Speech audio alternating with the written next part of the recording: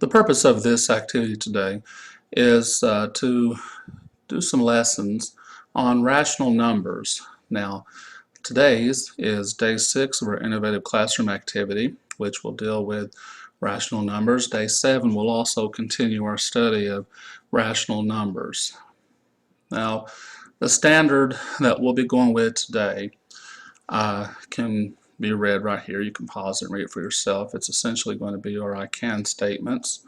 Our I can statements are: I can find and position integers and other rational numbers on a horizontal or vertical number line diagram, and I can find and position pairs of integers and other rational numbers on a coordinate plane.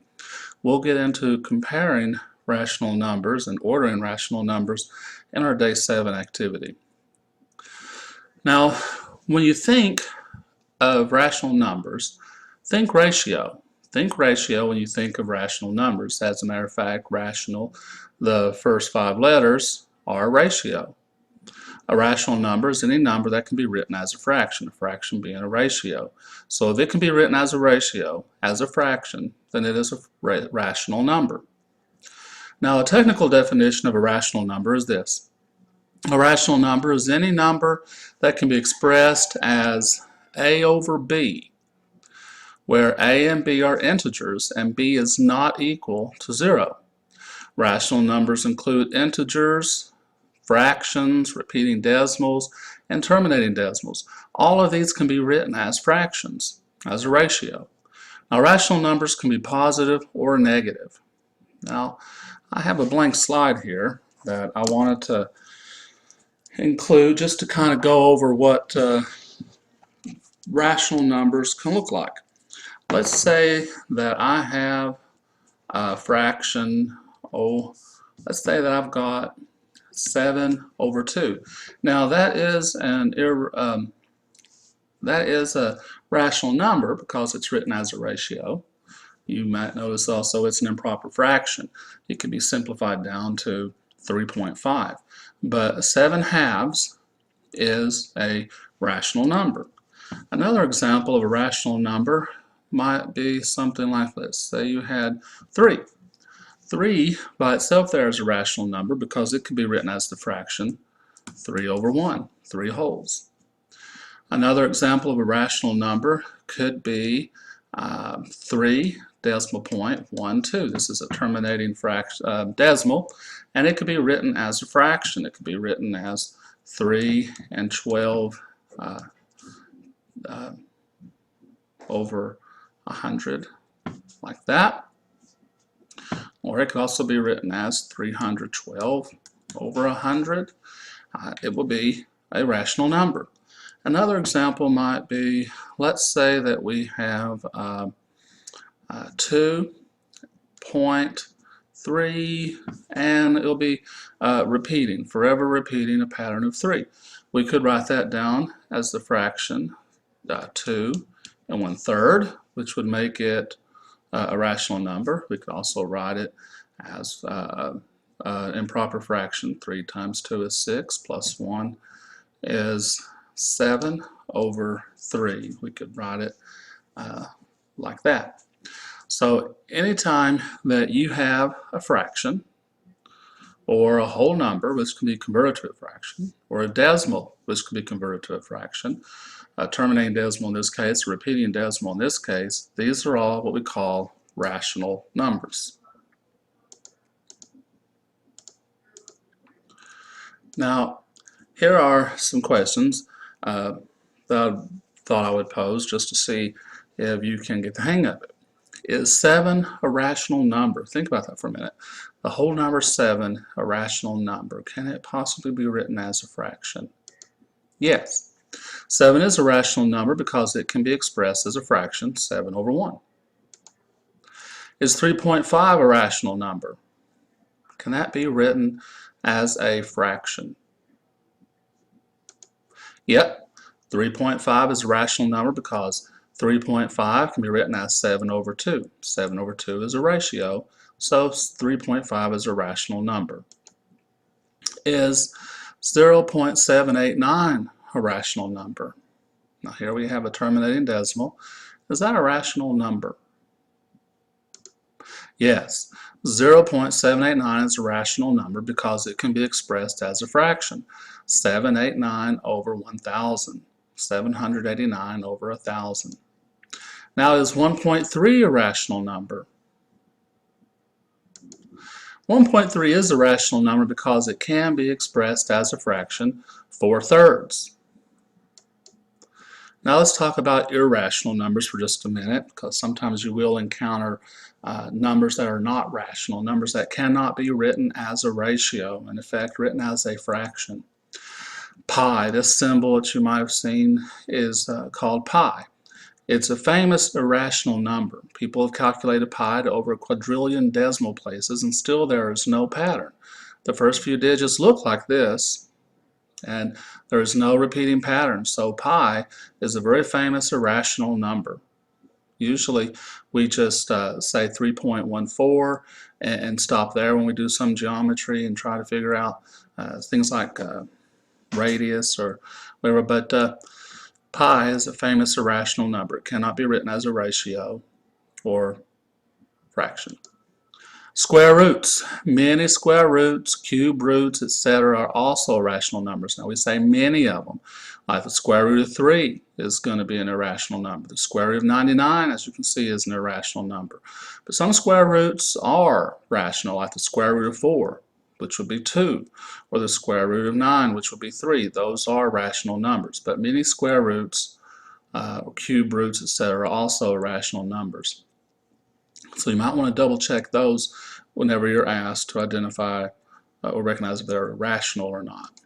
Now, one of the things that we're going to be doing with our study of rational numbers is plotting them on a number line. Now this here we have a grid, and on my next slide I show that we can have what we call a horizontal number line.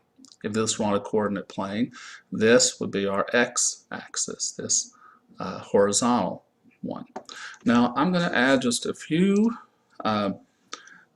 rational numbers to this, and then I'll ask you to fill in some blanks. Okay, on this horizontal number line, I've plotted out -1, -2, +1, and +2. Now this almost looks like a negative sign, but I'll clean that up a little bit. Now we have -2, 2 1/5, and -4/5. Where can you plot these rational numbers? Where can you plot those rational numbers on this number line? Take a moment to pause the video at this point and plot those to see how well you can do this. Okay, assuming that you took the time to pause it and work it out, I'll go ahead and help you check and see how you did. Now, notice that we have 1, 2, 3, 4, 5. We have 5 notches from 0, 5 spaces from 0 before we have our -1. And then we have 6, 7, 8, 9, a 10th place from 0 to have our -2. So we know that these notches in between, these places in between, are going to account for, excuse me, for fractions.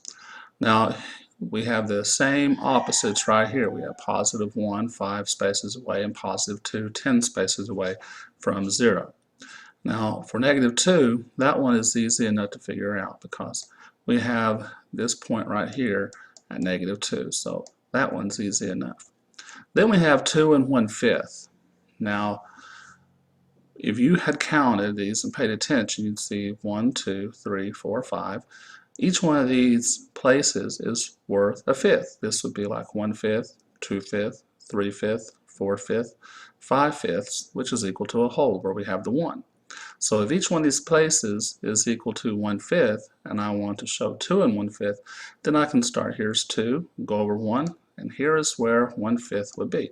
So I could plot 2 1/5 right here. Excuse me. Now we have -4/5. Now I know because of the negative sign I'm going to be going to the left of 0, and because each one of these is worth 1/5, I'll go over 4 spaces away from 0 to the left. 1/5, 2/5, 3/5, 4/5. So here I can put this point right there, and this is where -4/5 can be found. Now in our next slide, I'm going to put a number line and then put some points, A, B, C, and D, and ask you to identify what are those points, what are their values. Okay, I changed up our horizontal number line. I moved our rational numbers, our integers that are located points on the number line, and then I have made places for point A, point B, point C, point D. Take a moment to pause the video at this point and try to figure out, if you can, what is the rational number that goes with point A, point B, point C, and point D. Okay, assuming that you have paused the video at this point and figured out what rational numbers go with those, let's go ahead and see how you did. Now, I'll put A over here. Alright, so I'll put A over here. And A is equal to, well, here we have 0. And then we go 1, 2, 3, 4, and there's 1. 1, 2, 3, 4, and there's 2. So every 4 places we have a whole number. So that tells me that this is going to be worth negative 1/4, negative 2/4, negative 3/4, negative 4/4, which will be equal to a whole, so negative 1. So I know that each one of those places to the left of 0 is worth 1/4, or a quarter. So I know if this is negative 1, this would be negative 1 and 1/4, negative 1 and 2/4. Now I am going to write down negative 1 and 2/4. I know I can simplify this down to 1 1/2. So I think I'll go ahead and do that right now. So negative 1 1/2. Let's look at B. Now B is 3 places to the left of 0. 1/4, 2/4, 3/4. So I know that B is equal to negative 3/4. C.